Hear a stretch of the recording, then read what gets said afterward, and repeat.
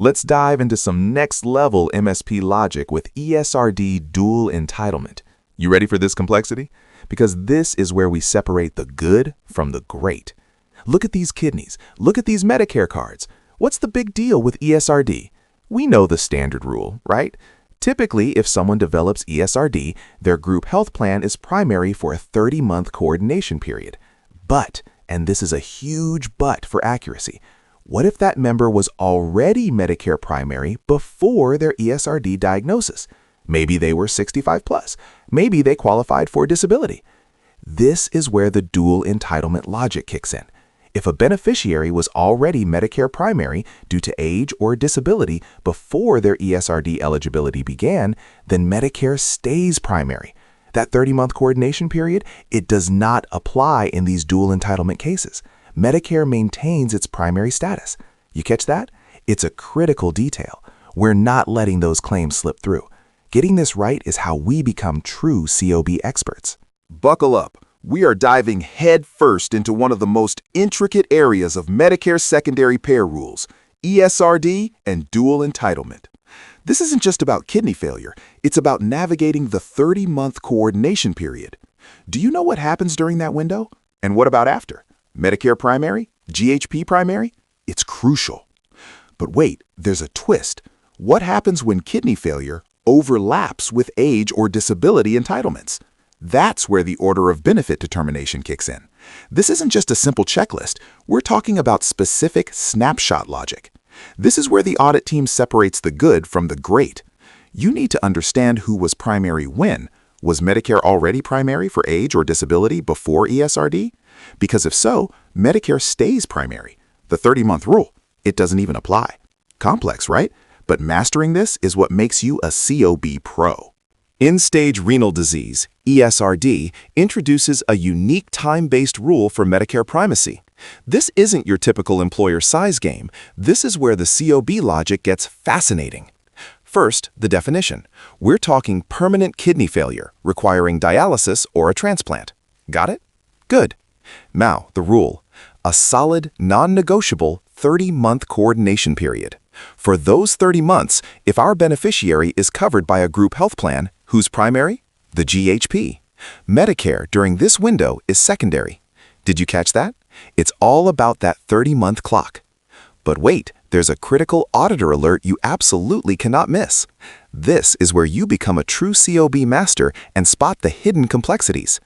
Unlike our working-aged or disability rules where employer size and employment status are everything, for ESRD, they simply do not matter.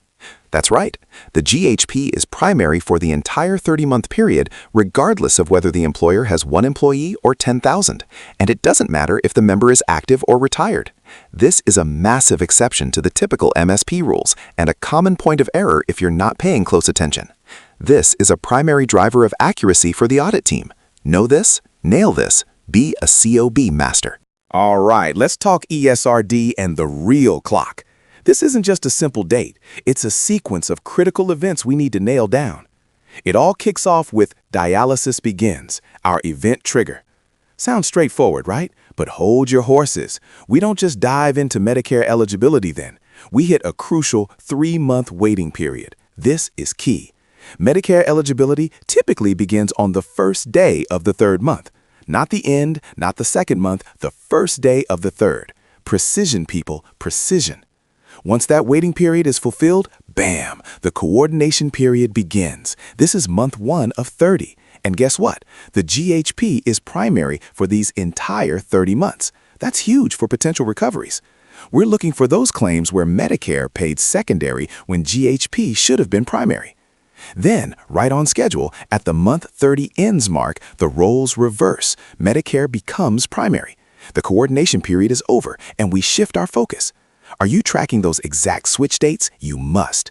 But wait, there's always a twist that makes us true COB legends, isn't there? Look at that waiver note. These are the exceptions to that initial 3-month waiting period. If a member engages in a self-dialysis training program or has a kidney transplant within that waiting period, the clock starts immediately. No 3-month hold. They jump straight to that 30-month coordination period. Isn't that fantastic? Knowing these nuances, these special circumstances, that's what separates the COB pros from the rest. This is where we shine. Dual entitlement. When worlds collide, that's where we COB masters shine, right? You're looking at the core conflicts we unravel every day. First up, the age rule, the working age rule. If your beneficiary is 65 or older and their employer has 20 or more employees, guess what? That group health plan is primary. Medicare is secondary. Boom! Then we've got the disability rule, the disability MSP rule. Under 65, but on disability, and their employer hits that 100-plus employee threshold, again, the group health plan is primary. Medicare is secondary. Are you seeing a pattern yet? But wait, what about ESRD, the renal rule? No employer size threshold here. It's none. That's a huge difference. And remember that critical 30-month clock? For those 30 months, the group health plan is primary. Then Medicare takes over. Now imagine a patient.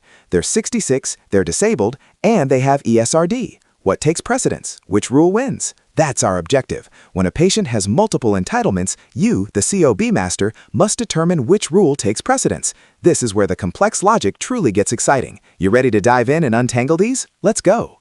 Let's nail this hierarchy. This is crucial. You see it right there. Age rules always trump disability rules. Why? Because that turn 65 event completely flips the script on primacy. Think about it.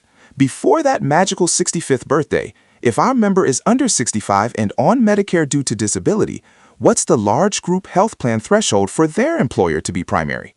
Bam! 100 employees. A big company, right? But then, the moment they hit 65, everything changes. They're no longer primarily under Medicare disability rules. Suddenly, we're talking Medicare age rules, working aged. And what's the threshold for that employer to be primary? A mere 20 employees. See that massive drop? That's the power of age rules. It drastically lowers the bar for the GHP to be primary. This is where you become a COB detective. Look at the impact example.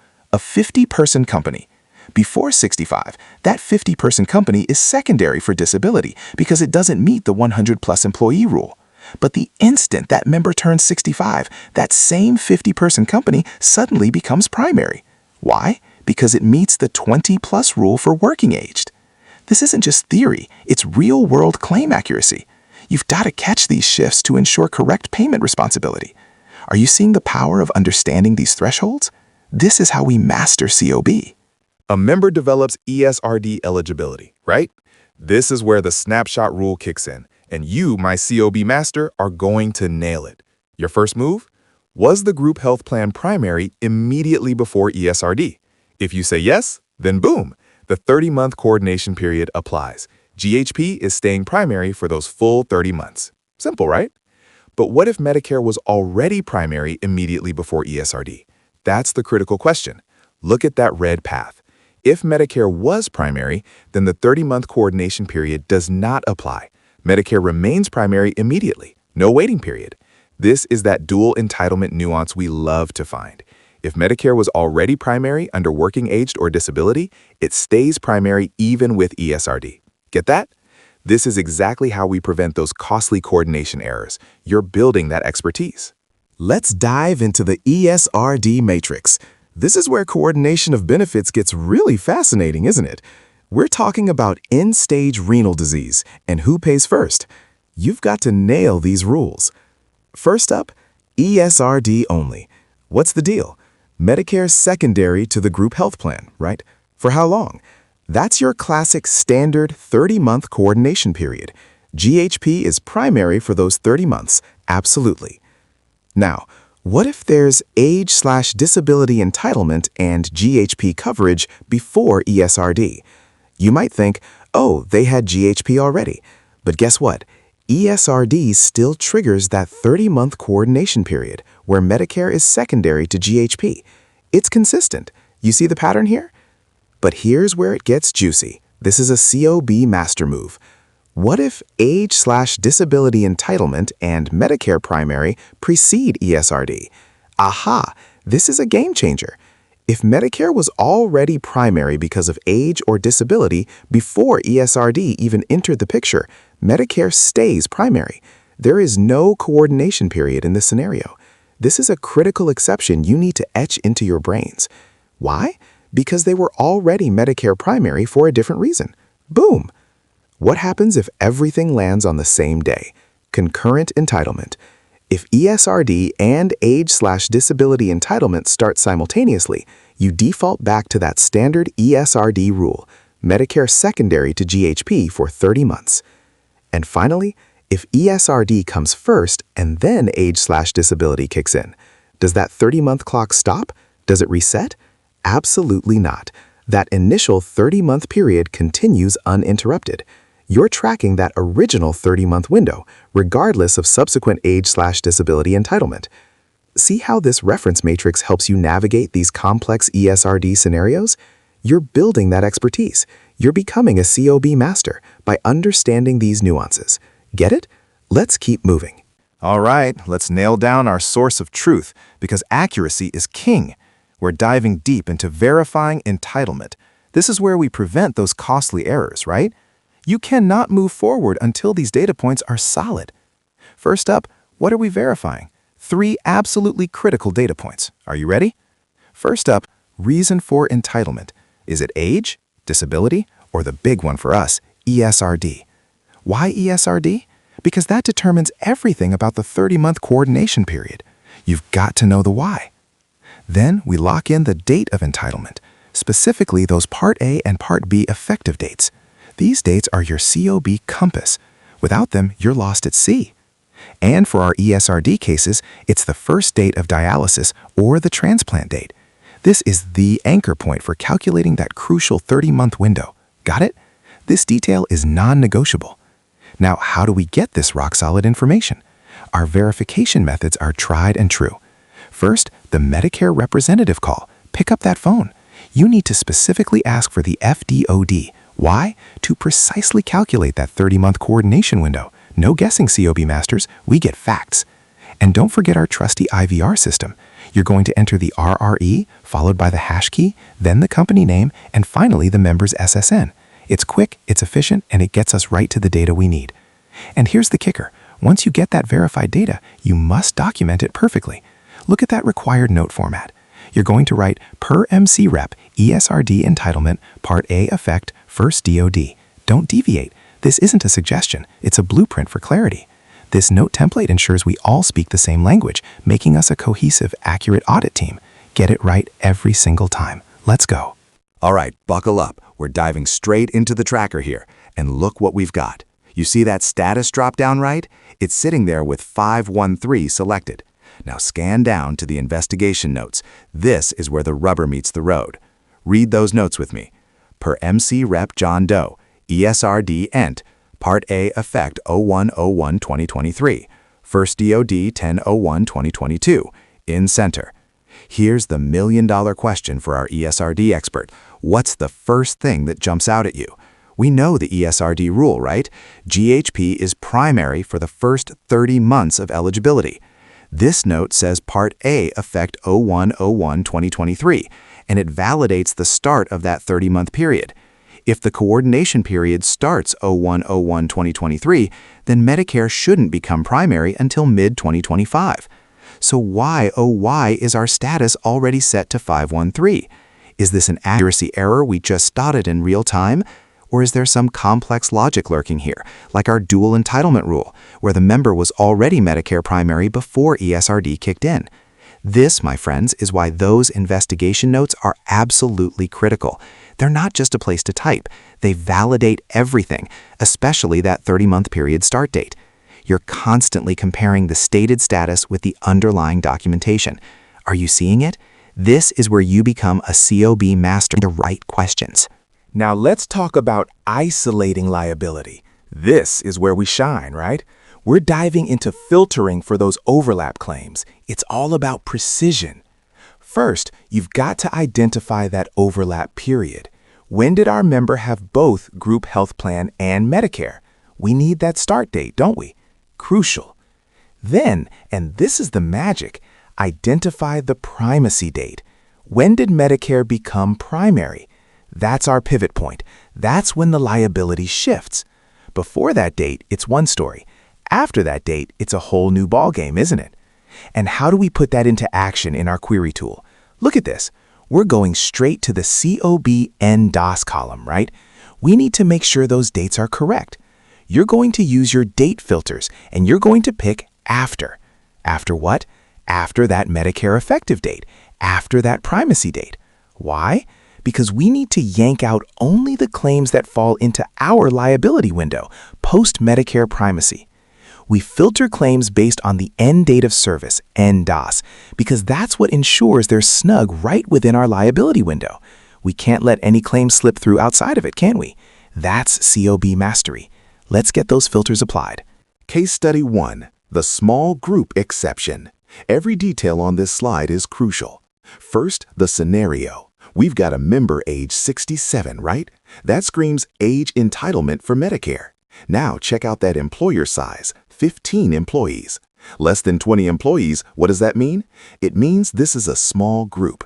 And for small groups with an age-entitled member, Medicare is primary.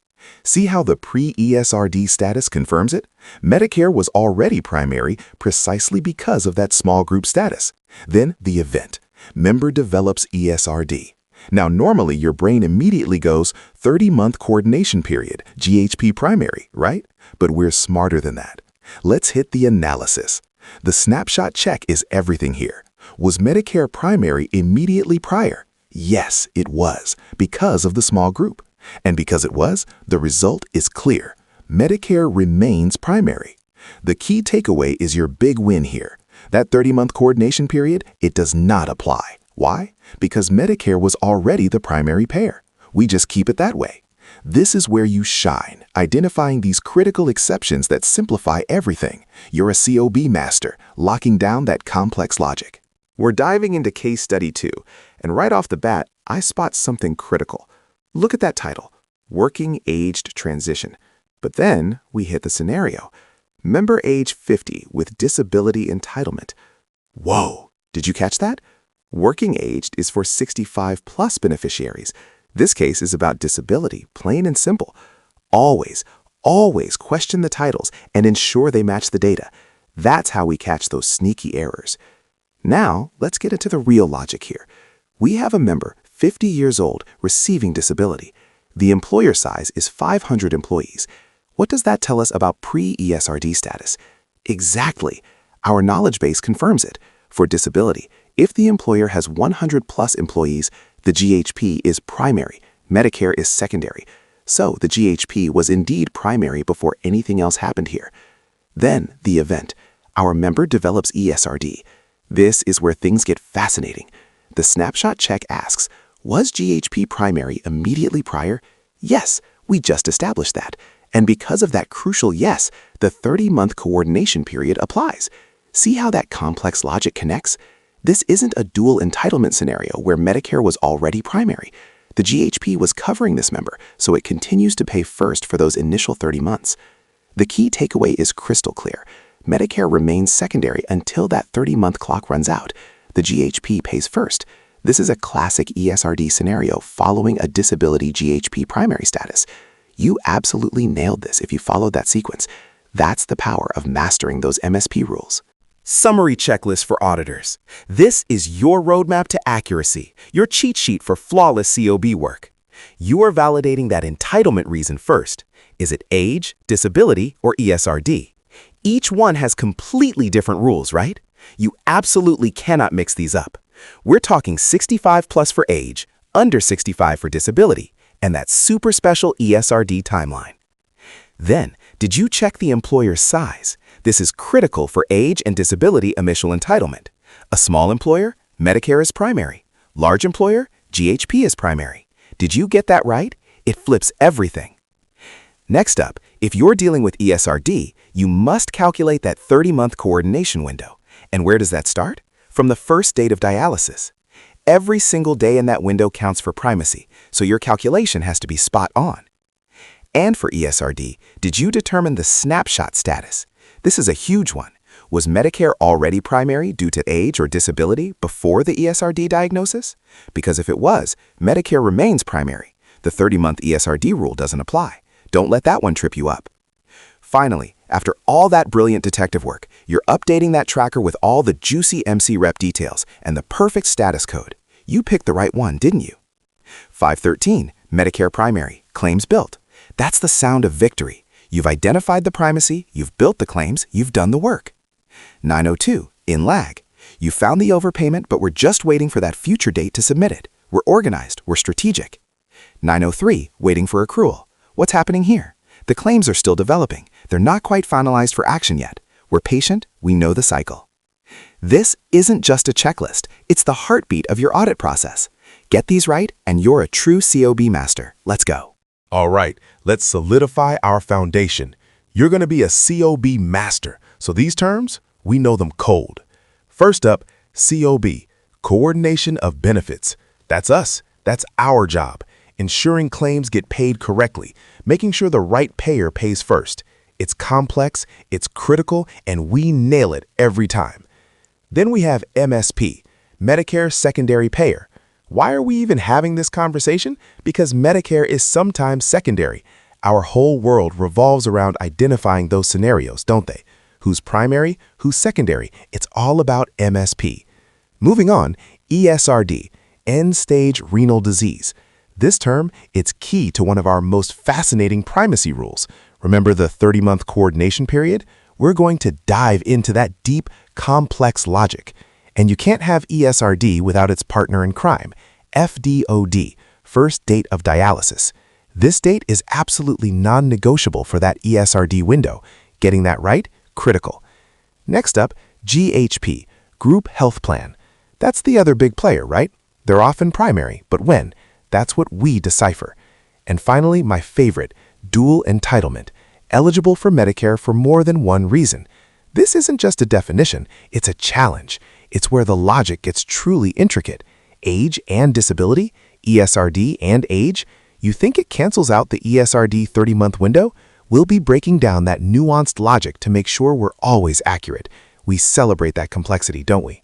All right, COB masters, you've absorbed a ton of complex logic. But what if a curveball flies your way? That's when you hit these references. You're going to dive deep, right? First up, the CMS Medicare Secondary Payer Manual. This isn't just a manual, it's the source code. It's the ultimate authority for all those MSP rules we just mastered. Want to double-check that working age scenario? Go straight to the manual. You'll find every detail there, cementing your understanding. Then, don't forget your internal COB training materials. That's our playbook, our specific, tailored logic for our operations. It's how we apply those CMS rules in our day-to-day. You've got to know it inside and out. And finally, your absolute lifeline, the audit support team. These are your fellow experts, your mentors, your go-to when something just doesn't quite click. Stumped by a unique claim? See an edge case you haven't encountered? Reach out. We thrive on solving those complex puzzles together. These resources are what will truly transform you from good to a COB master. Use them. Let's go.